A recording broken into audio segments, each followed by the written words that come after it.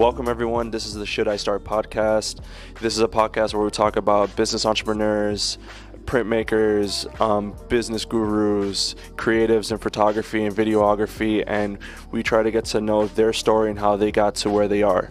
Each guest is different, and the way that they're different is I find them successful in something that I lack, and I think that raising awareness around those people around me is the best choice to go about it. So today's guest on the show, I have a good friend of mine, Danny, the Champ Calafell.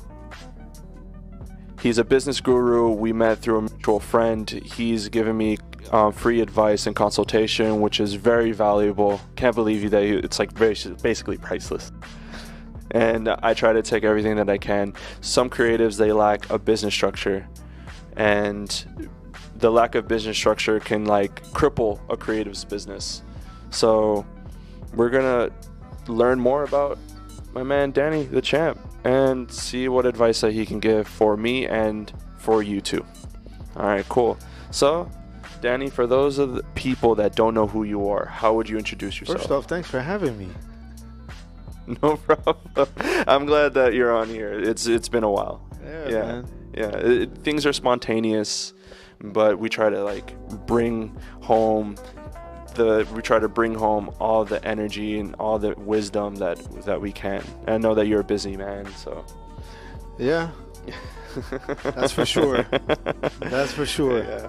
So, Danny, like I said, for those that don't know who you are, how would you introduce yourself to them? Entrepreneur, visionary, very experienced sales, guru.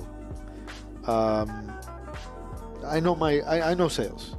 I know as much as you know about cameras and photography and all of that. That's how much I know about sales and business. Yeah. Let's just say that. Yeah. Somebody picks a field that they not even a field. Just they know a lot about sports, or they know about a lot about a hobby of theirs. That's how much I know about sales and business. Okay, but you don't just do sales and business. So before you got to where you are now, who were you in the beginning? How far back are we going here? As far back as we can go. Who was young Danny? Well, for 18 years, I was a professional boxer. And as I was fighting, I was always trying to find ways that I can have myself set up for after my career was done. I mean, we all make mistakes. Sometimes we learn from others' mistakes, and sometimes we have to learn from our own. But I can say this portion, I studied what other people were having issues with when they ended up finishing up their careers, and I thought to myself, okay, I don't want to be like that. So throughout my career, I was constantly getting to know people, networking, building relationships, establishing relationships, going out, meeting different people, and just getting my name out there with as many people that were doing as big of a thing that I could possibly approach them on, just to learn from them, and then eventually start business and getting more into business, more involved, and so forth. Started with a record company back in 2010, and then it manifested into what I'm doing now in the corporate world. There's different types of creativity. Okay. And you being athletic and seeing the ending careers of some of the people that say that you loved or care for. Right. It's just like, I am seeing ahead of time being a visionary. I'm seeing ahead of that, and I want to diversify and plant seeds and as much as I can grow. And that was the limitation I had when I started the record company. So when I started the record company, I knew that I was only in one industry, and I was only capable of being able to stay in that industry. I couldn't get out. I was confined. I don't like being confined. I don't like being necessarily told what to do, you would say. Like I don't like the feeling that I can't go anywhere, that I'm claustrophobic type scenario, you know what I mean? So, when the record company was there, I started the company I have now, TRIWORLD. Okay, and I didn't know what, more or less, what direction I was going to go in with it, but I knew that I didn't want to have it just to be confined to one industry, one thing. I wanted it to be wide open. You follow what I'm saying? To a multitude of things. Right. I mean, same thing with the record company. Record company, I didn't want to just stick to one genre. I wasn't doing, like, for example, hip hop. Like, it was open to all genres of music. You know, we did a competition back in 2011, okay, and that was open to all genres of music. Bands, you name it, they played an instrument. I wanted them on the show and in the competition. You know, so I've always been that way. I don't want to have a confinement, you know. I mean, you limit yourself that way. Where are you from? From Miami. From Miami, born and raised? Yeah, I have family in New York, but from Miami. Did any of your family members were into business, entrepreneurs? My father, my grandfather, and on both sides, actually. My grandfather on both sides. And Okay. my father. What did those two? Grandfather was a pharmacist. He had medical centers, and my other grandfather was, I didn't meet him, but he was in business and on the, if I'm not mistaken, the finance side of things. Yeah, he came from Cuba, and in 5 years he was a millionaire with $5 in his pocket. Man, so it's in your genes. He came to America with $5 in his pocket. In 5 years, he had his first million. Would you say that influence has greatly impacted the way that you view how you do your Anybody business? successful impacts me immensely, and I am drawn and I learn from people that don't limit themselves and that are going to reach their full potential. Okay. So I feel a lot of people, even businesses, they don't recognize what their potential is, or they don't capitalize off of it. They tend to compare themselves to others instead of comparing themselves to what they're capable of. I don't like limitation. Do you feel To me, like that's quitting. I don't like quitters. I've never been one. so limitation equals quitting? It is. If you have the capability to go far and you're stopping yourself from going far, what are you doing? You're quitting. In your mind, you're quitting. You're stopping. Stopping is quitting. Definition of quit is to stop. No, okay. So going on your expertise, when you come across people that you feel have a lot of potential, but a limited mindset, what are some things that you would say, or how would you what advice would you give them? Let's say for me. To recognize what they're good at and be the best at what they can be, and realize what their potential is. Some people don't know what their potential is. Some people don't know because they don't go for it. I mean, you never know until you try. You know, you don't know how far you can go until you try. I mean, you look at the giant companies that we see out there. I mean, I'm talking about, GM, Coca-Cola, Pepsi, the ones that have been around for years. And they all started somewhere. But they knew that they wanted to work hard. They wanted to expand and expand and expand and grow and grow and grow. And with that, they unlocked their potential. But you have other companies that they don't come close to that because they don't even try. They look at that and like, I'll never get there. Or in the beginning, it's, I want to be that. And then it's, I'm never going to get there. It's quitting. Mm. So to answer your question, the advice that I would give is don't quit. If you're going to start something, why start it? Spend all that time starting it, and then all of a sudden, stop. Do you think having the title entrepreneur is just a hot title? Is it, what I mean by that is just like something that makes you look more than what you are? I think it's a trend. The trend. If you want me to be honest, I think it's a trend. I think with social media and everything, it's allowed people opportunity to be able to see other people doing it, so it's made them want to do it. You know, I mean, the more you see something, it's just like marketing. The more you see something, the more you want to do it, or the more you want to be like it.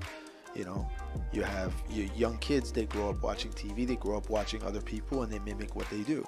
Okay, same thing today. You have people, they get tired of working a 9 to 5, so they're like, okay, I'm going to go out and be my own boss. It doesn't necessarily mean that you're able to do that, because there's a lot of responsibility that comes behind that. People don't understand.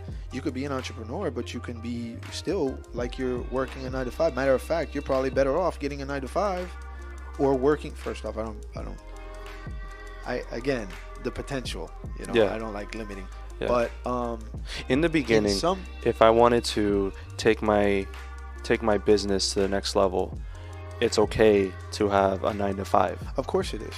There's a misconception saying that because you have a 9 to 5, you can't grow and become this beast or this business and then reap the rewards. Okay, let me ask you a question. Let's do this.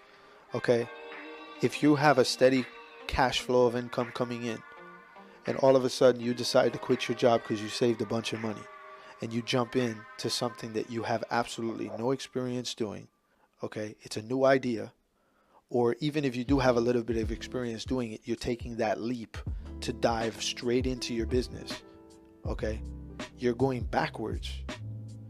To try to go forwards. You have to understand that in the beginning, you're not going to make the kind of money that you were regularly making, because that company that you were coming from already has the structure there. You're working, you're making money. So it's like, why are you going to leave something you're making money with just to dive into it, instead of continuing to build a certain amount of money to throw into the business and invest into the business to make the business bigger? And that's the misconception. People are like, oh, I'm tired of this. So they make excuses to quit the job. They give themselves weak reasons. Right. So it's like, I don't want to work. I don't like having to be work on Saturdays, or I don't like having to come in and stay late 1 day or 2 days or 3 days, or whatever the scenario is, or whatever the reason is. It's like, okay, now I'm going to quit because I already have a company that I'm going to go ahead and just dive straight into. But that's the wrong reason to do that. If you're getting money and you can manage both, okay, here's the thing. If you can manage both, why not? You don't need to dive straight in. It's when you can't manage both, then yes, I agree. You have to dive into your business and you have to go full-fledged.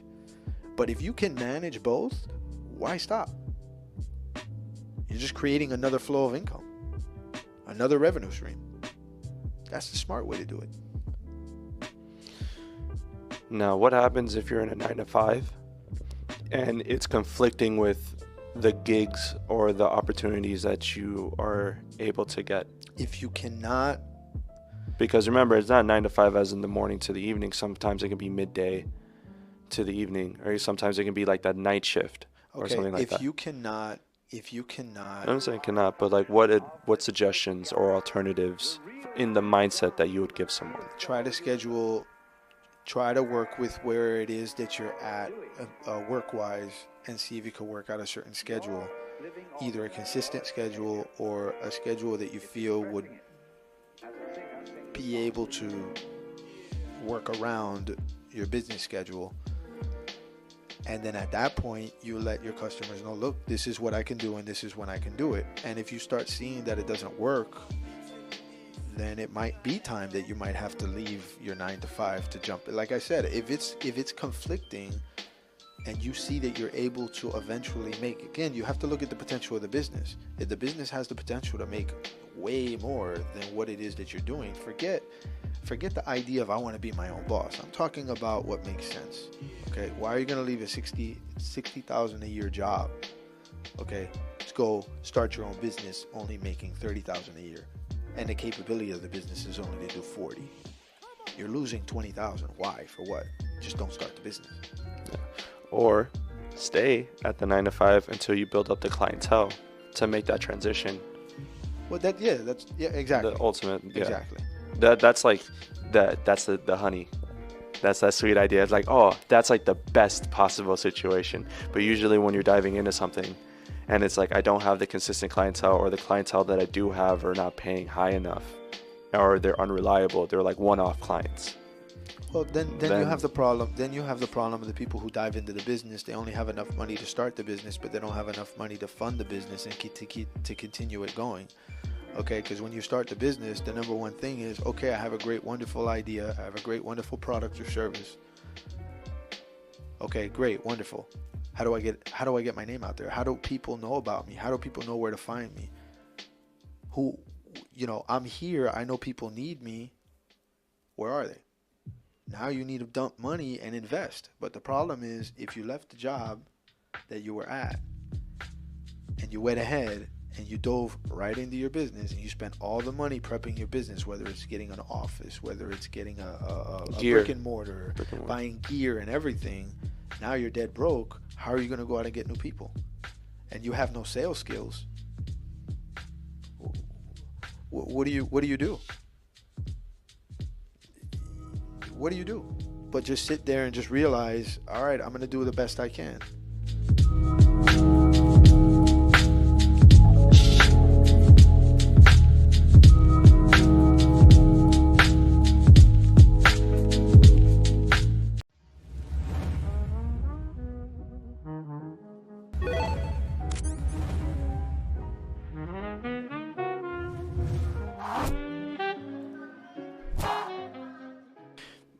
You're a rational thinker and a creative thinker too. When during the times that you need to be, you can switch from this brain to this brain, or you can function and process things like this and then function and process things like that. Right. Creatives, we have a way of, you and me, but like in the beginning, we have a way of thinking a certain way. Yeah. The problem that most creatives that I've come across that are coming up is structure. The structure that they have, or the mindset that they have, is like, I can do it on my own. I'm young. I have that energy. But if you don't have to, then why go through it? To leave a job, let's say you're making 60, going to 30, it only makes $10,000 more than that, 40, and then you're losing 20,000. They're a lot happier, let's say, in that environment than they are in, let's say, 60,000 but a toxic environment. But would you advise that they just take a pay cut and then do something that they're interested in, or be in an industry that they want to be in? Let's say if it's, I do advertising, but I want to work for a production company. Not in advertising, but I want to be in Okay, so first off, there's two things. First off, nobody does anything by themselves. Okay. No, let me rephrase that. No successful person has ever done anything by themselves. Ever. You look at all the huge companies, all large companies, it was all partnerships. It was all working together to accumulate and to achieve that. Okay, so nobody's ever done anything great and big and massive by themselves. That's number one. Number two, when you're saying as far as the environment and all, that's cosmetic stuff. Okay, created in your head. Oh, I'm not happy here. This is depressing. And then you're gonna go and you're gonna take a pay cut. The whole purpose of starting a business is to make money, not to make you happy. The purpose of the business is to make you money. Business is money. You want to be happy, go do meditation. Go, get into yoga and stuff like that, and take therapeutic classes and stuff if you want to be happy. But in business, the idea is you're either going to sell a service or product and you're going to make money. That's the whole that's why people get into business. There was a saying, and I heard this, I forgot where, but the guy was I think it was actually on Shark Tank, and I believe it was Mark Cuban. He said to one of the people that were pitching, he told him, he said, listen, you need to follow the green, not the dream. You need to follow the green. Wherever the money is, that's where you need to follow it. If you're making $60,000 a year here, don't take a pay cut if you know you're going to be stuck there. For that, you work the $60,000 a year and you put the $20,000 aside. Why are you going to take a pay cut and have to struggle to make that extra $20,000? Just act like you don't have the $20,000. So work the $60,000 a year job, taking a pay cut of $20,000. So now you're living at $40,000 just like you would with the new business you have. Okay? Except you're investing it into the company. So then when someone like me or someone from my company approaches and says, hey, we want to help you get more exposure. We want to help you build a sales team. We want to help you get more out there, get people familiar with what it is you're doing, get your face everywhere. You're not coming and back with, I don't have the money for that. I can't afford that. That's too expensive. Let me write you a check right now. Here you go. Because you're content and you're secure because you know you're working at the job that's paying your bills.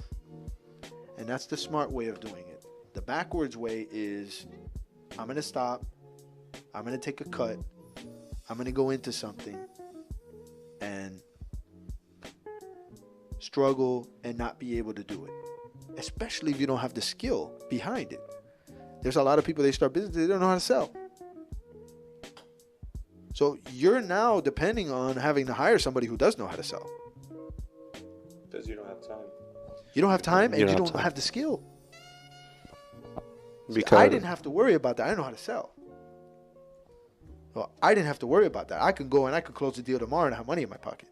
Let's say I decide, which is something that I've been putting into application, which is making a bunch of money and going broke, putting it for investing. But I can do that because I know how to sell. I know that it's going to, number one, motivate me. And number two, it's going to put me in a position where I know that, shoot, I close the deal tomorrow. I have money in my pocket again. It's no big deal. But for other people, they can't do that. For some people, they don't have the personality to sell. Not that they can't be taught. Okay, everybody has the capability to be able to sell something. It's just they don't have the information or they don't know how to go about doing it. So they need a company like or someone like me to teach them. Okay, but everybody has the capability and everybody has the ability to be able to sell. It's just a matter of what they have at that then moment that they start the business. So if you start the business and you're selling, I don't know, you're selling wristbands or watches. Okay, and you can't sell, now you're going to have to, in order to fund the business, in order to see the business flourish, you have to hire people to sell. Now, what happens when you don't have the money to pay them? Or you don't have the structure to pay them? That's where I'm at now as I continue to grow. And I'm just like, I want to have a thorough, qualified team of creatives that I work with. Now, they don't work for me. I'm more of a collaboration. You work with me. I want to see you grow as much as you want to be rewarded and compensated. You want to see me grow too. But sometimes you have to deliver on a platter. And they have this misconception. I'm like, hey, I have the talent. I can do the video. I can do the photos. But it's like, yeah, but I have to go meet the people. I have to do the customer service. And I'm also trying to limit the cost. So the business grows. Analyzing my perspective, I'll give you an example. So there's an event, they wanted video services, but then I got booked for another event. I can't be in two places at one, therefore I need a team. The team member, I'm like, hey, you can take the gig, but just take care of the client. I'll do the editing, just capture that environment. I know that you're getting paid more, I want your skills to shine. I want you to do the best you can so it's easier for me. They come back, I get the files, and I'm looking at it, I'm just like, damn. I'm working twice to 3 times as hard to finish this. Are you vetting them properly? Are you vetting the people that you bring on right? Not to mention, you need to get out there more, because the more customers you have, the more ability you have to be able to pick and choose who you do business with, who you work with. That's a common problem. A lot of times people have to rely on the customers they have, so the customers tend to take advantage. Why? Because they know you need them. It's just like the saying, give an inch, they take a foot. So, and that's just, doesn't mean that people are a bad person or that person is necessarily a bad person. It just means that they get comfortable. They get comfortable in taking more because they know at the end of the day, they have a sense of seniority. Why? Because you need them. Now, what happens if you have 20 customers like that? They're at your mercy. Otherwise, they get cut. Now you can pick and choose. Okay, you know what? This is going to be worth my time. This isn't. But that all goes with more people knowing about you, more people knowing who you are, what you do, what you can offer, what separates you from everybody else. It's all about exposure. It's all about getting out there. There's 7 billion people in this world. You have people that have 1 million followers. Whoop-de-doo. 7 billion people.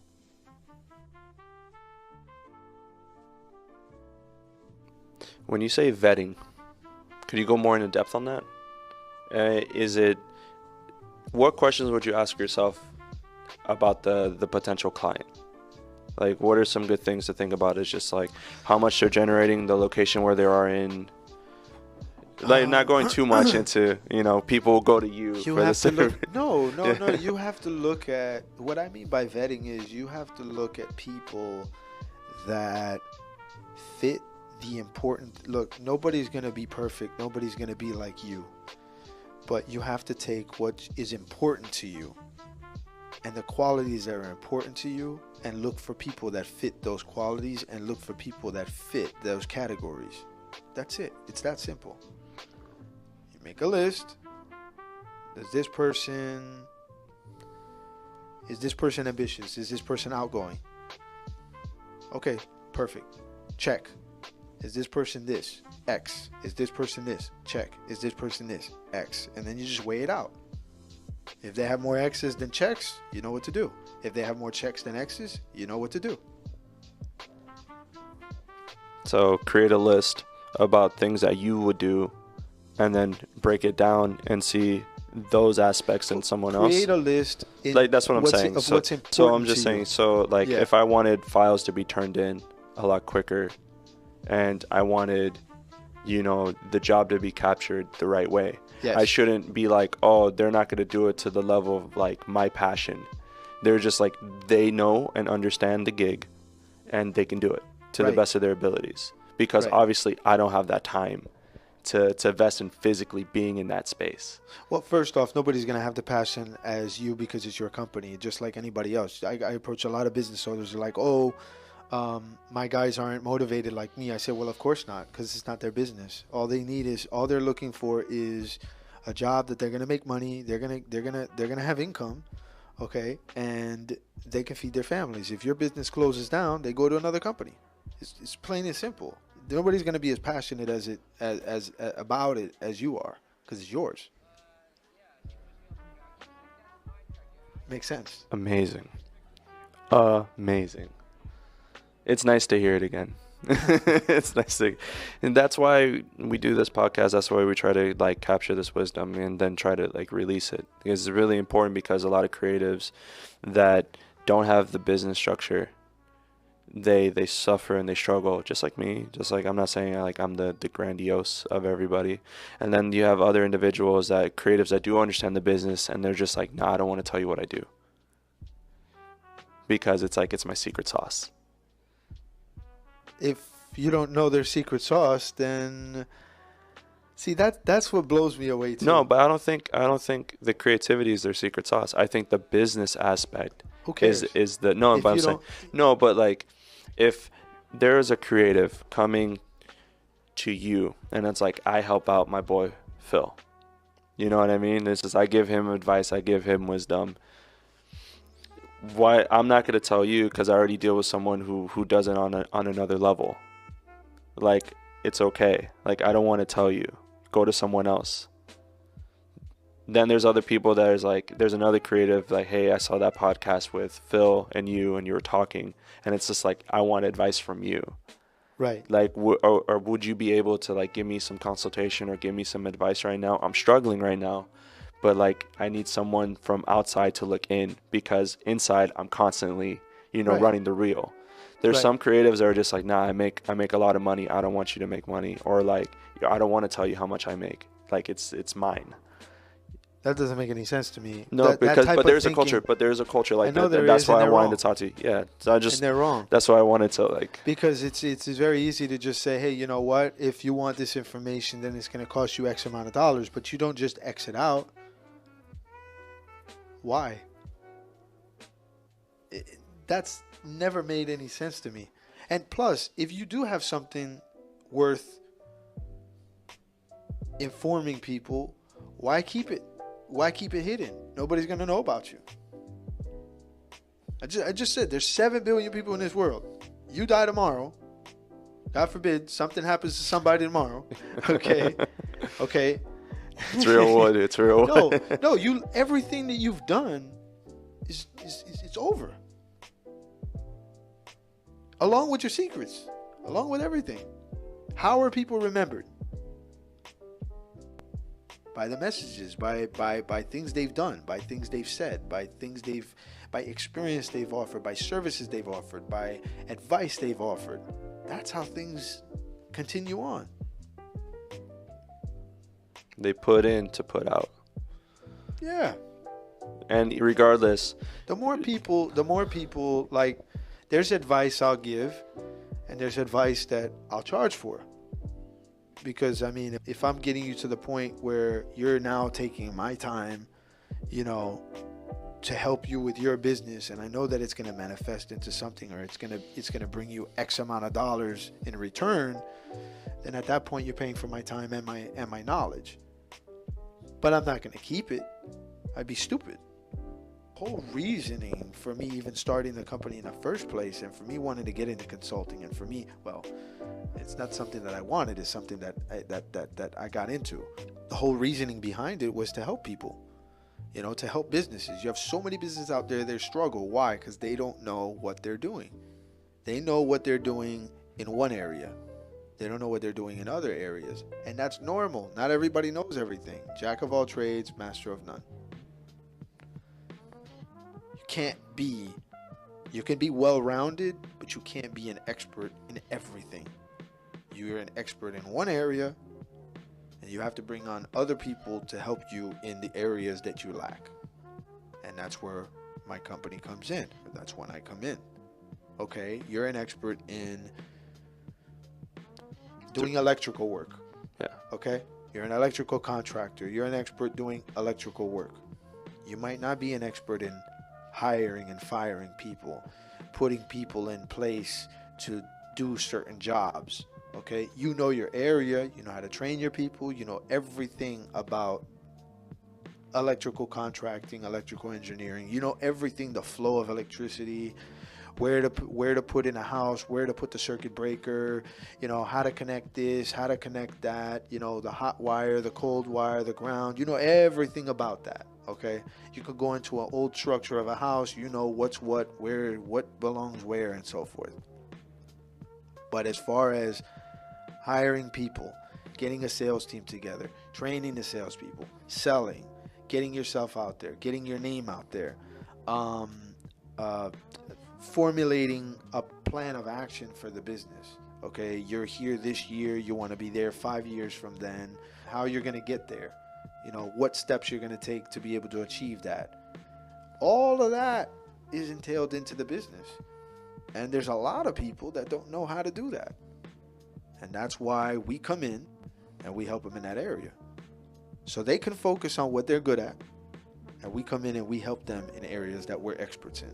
So they're an expert in their area, we're experts in that. I tell people all the time, I'm an expert in sales. I'm an expert in business. You're an expert in what you do.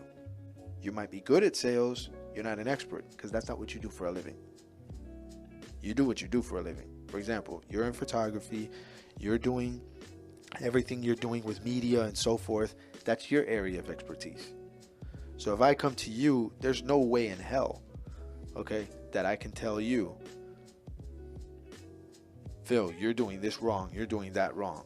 Not when it comes to the media, because I don't know anything about, you know more about media than me. You know more about cameras than me. But I know business. I can tell you, okay, you know what? Do this and do that and do this, and it'll help you make more money. It'll help you get more exposure. It'll help you make your business more appealing when you're looking to hire somebody.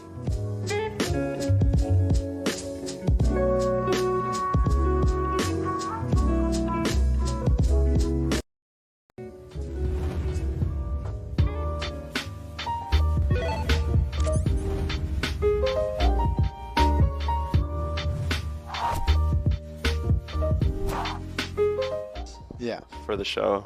And usually the script is towards creatives, but having a business mind as well as a creative mind like yours, it's hard to like, oh, what series of questions do I ask him? Like, you know what? It's not what you have, it's what you think you have.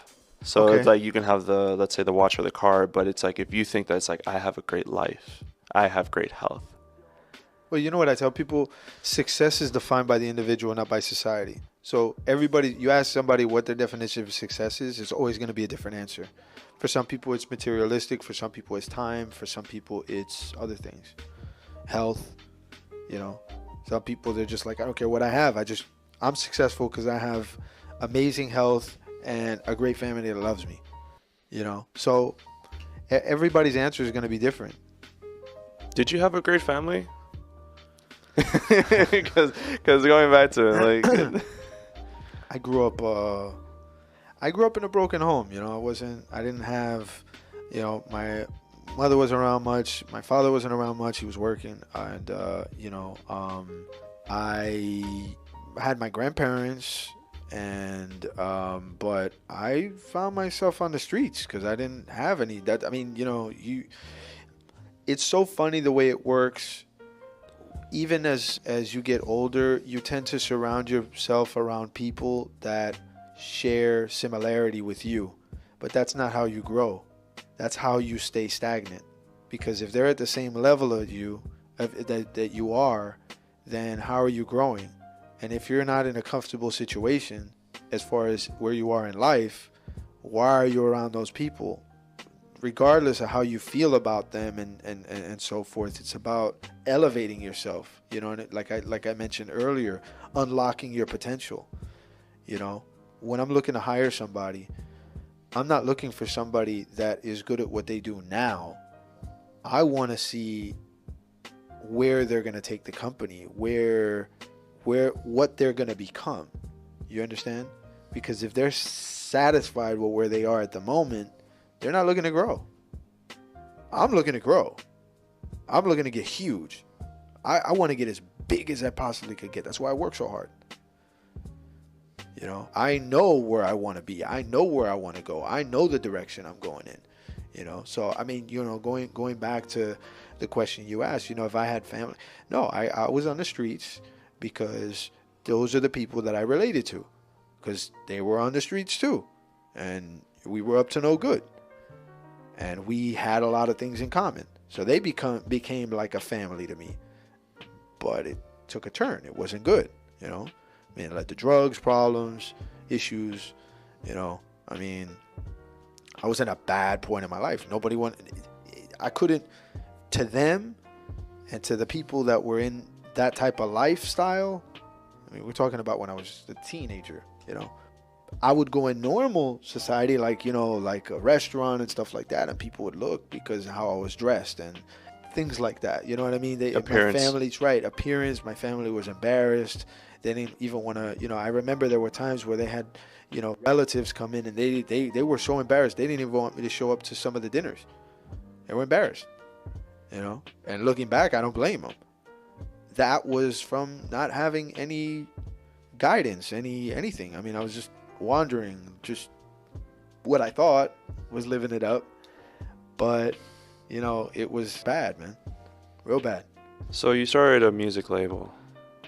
Yeah, that's fast forwarding. That's I mean, fast I got forwarding. into boxing. But how did I got you? into boxing. But How I got did you? out of that is I got into boxing. Boxing. I always say this, and I'm going to continue to say it. Boxing saved my life. So. Were you a Rocky fan? Yes, I like Rocky. It's a movie. Yeah, I know, but back then it must have been huge. Yeah. What inspired you to get into boxing? Well, my father was a boxer, and he would always bring it up to me every single time that he picked me up from somewhere that he had to pick me up from, whether it was a friend's house, the police station, school, you know, wherever. And he'd always be like, listen, you need to get in the gym. You need to do something to get your mind out of where you are right now because you're not going in a good direction. He was even embarrassed of me. I mean, you know, so. But he cared. He cared. My family cared. They just didn't know what to do. I mean, when you're faced with something for the first time and not ever experiencing it, you don't know what to do. You don't know what to do. You don't know how to react. And he would always mention to me about the gym and everything. So then I came to him one day and I was just like, all right, let's see what it's all about. He took me to the gym and I fell in love with the sport.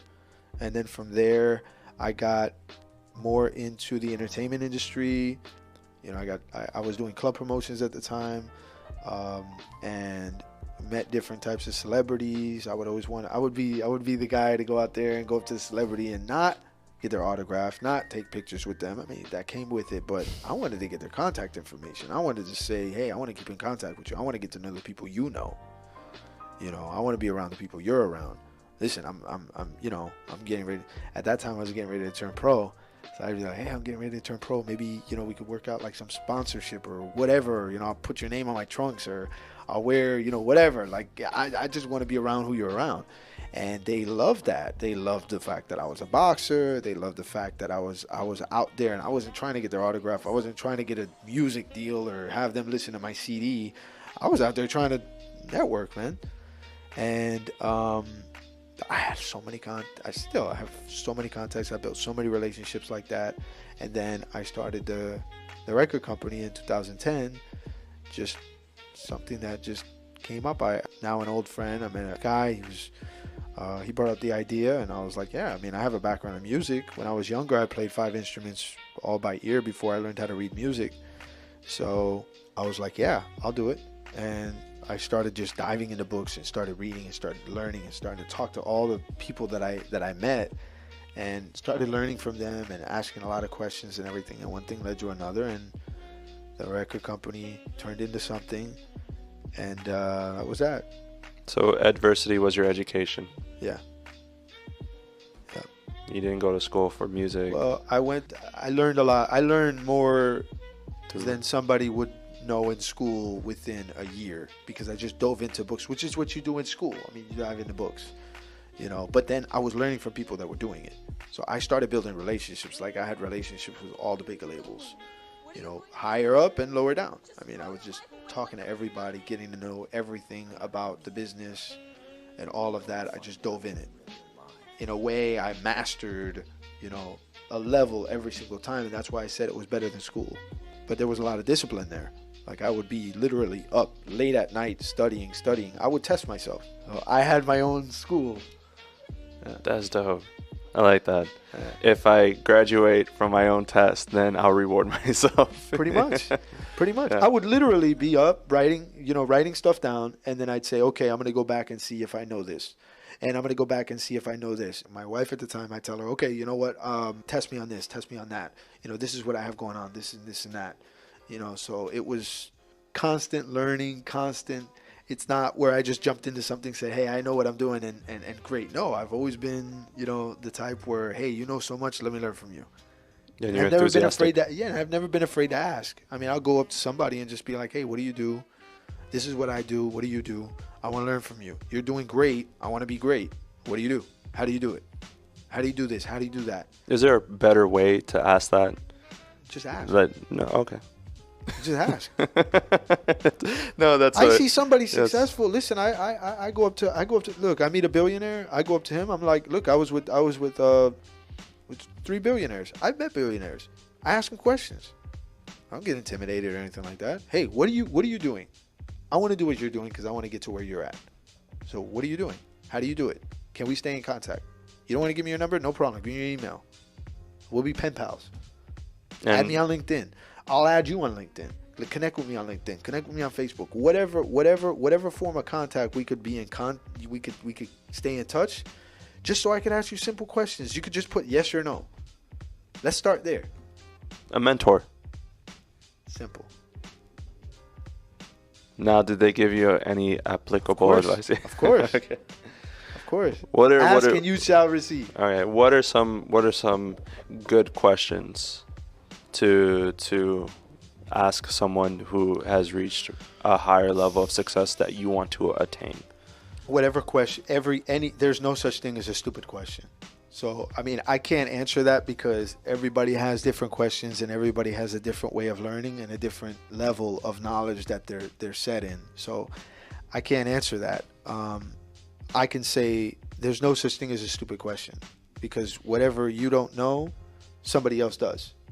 and vice versa. There's ways where, I mean, I've inspired people that are in better positions than me, and me not even realizing it, them just telling me, hey, listen, you inspire me. Really? You're so much farther along than me. No, you inspire me. And it's just like, you know, wow, okay. But that's just the level of that they're trying to achieve, where they don't feel like they've reached, again, Potential. their potential. They're capped. They think that they're capped, or they think that they're limited, and they've been running the wheel for so long that they need someone outside to look in and be like, look, you can do this a lot better, and you can be a lot more efficient. Just don't give up. You've been doing a great job. Right. Yeah. Right. The problem is when people close that. That's the problem. They close that door. I made it. I'm here. I'm there. Okay. I'll come across businesses. We've been doing this for 25 years. Okay. And so you mean to tell me there's no possible way that you could get any bigger from where you're at? Because I've never heard of you. I've never heard of you. It's true. Okay. Yeah. I've heard of other Competitors. brands and competitors and stuff, but I never heard of you. But you've been doing this for 25 years. I said this the other day, and I'll say it again. Uber, in 5 years, they were billionaires. In 5 years, they're the fastest growing company in history. And then you have some companies out there that have been doing this for that amount of time, and their arrogance has stopped them from being as big as they can be. Because every business has the potential that it can reach. But the problem is the people within the business think small or close the door, and they stop it. So you just stopped yourself from growing to be big because you think you've made it. Why do you think you've made it? Because you're comparing yourself to other people, not to your potential. I don't compare myself to other people. I look at what they do and I try to outdo them. I did it in the gym. I do it in every aspect of my life. If I see somebody working 17 hours, I want to work 18. I want to work 17 and a half. I want to, and as long as it's productive. Yeah. I want to, I mean, there's also stupidity. Okay. Okay. But there's different levels of production, and how people produce and execute is different. So, depending on what kind of field or that you're in, so let's say the creative field, there's a lot of mental hula hoops and jumping jacks and theatrics that you have to go through your head. I'm creating a story, and then I have to add sounds to it. It has to be cohesive. It needs to, tell and illustrate the point and the message of the company or of the event. So there's a lot of mental things. I can't do that for 18 hours, or I can't do that for 8 hours, because I'm condensing. I'm condensing so much of what I can do into this project that sometimes you need breaks. Like Rick Rubin, I guess the owner of Def Jam. Yes. He's mindset. I would lay back, hear it, I love it or I don't love it. Right. I wish I had that mentality. I was even edit, it's good, not good. And but he has the experience also to be able to use that judgment. I like doing interviews. I like interviewing people when I'm looking to hire somebody, because I know what I'm looking for. Nobody has. I mean, there are people that have the ability, but it's also, like I told you earlier, that nobody's gonna have the passion like you because it's yours. Okay. I also understand that, but I also know what to look for because I have the experience. I know what to look for. I know what I want. I know what I don't want. I know what you're good at. I know what's not. And I could just know just by having a conversation. Same way that I could walk in a business, and in less than 5 minutes, I already know just by looking. I could walk into the business, into somebody's office, and as I'm walking to their office, I'm looking around and I'm already noticing things that are wrong, things that could be improved. And I mean, that just comes with experience. And see, this is a term that's used very loosely. And the thing is, experience is the amount of time you've been doing something. Doesn't necessarily means you've been doing great at it or bad at it. It's just the amount of time. You look up the definition. Experience is the amount of time that somebody's been doing something. The amount of years you've been doing it. The amount of months you've been doing it. The amount of days you've been doing it. So, when you're more familiar with something, it becomes, okay, I've seen this, I've seen that, I've seen this. Okay? And that's where I'm coming from. I have the experience in knowing what to look for, knowing who can do what. And I have experience being around billionaires. I have experience being around smaller people as far as financially. Okay, I've been The spectrum. Man, I was broke. I was dead broke when I was a kid. I didn't grow up wealthy and with a middle class family. We were struggling. So I've seen both sides. I see people that have it and that are doing great and they're happy. And I already lived the life that I lived, and I never want to go back to that, which is another thing that drives me. You know, for some people, we talked about success. I'll bring that up again. For some people, success is other things. For me, success is time. For me, success is having so much money that's not going to be a concern for me. To do the things I want to do. To help people, to do things I want to do. The more money you make, more people you can help. The bigger you become, the more people you can help. The more you can do, the more people know you. So it's not more money, more problems. It's more money, more opportunities. Of course, you're going to have more problems, Yeah. but The problems that's are... what the money's there for, to solve them.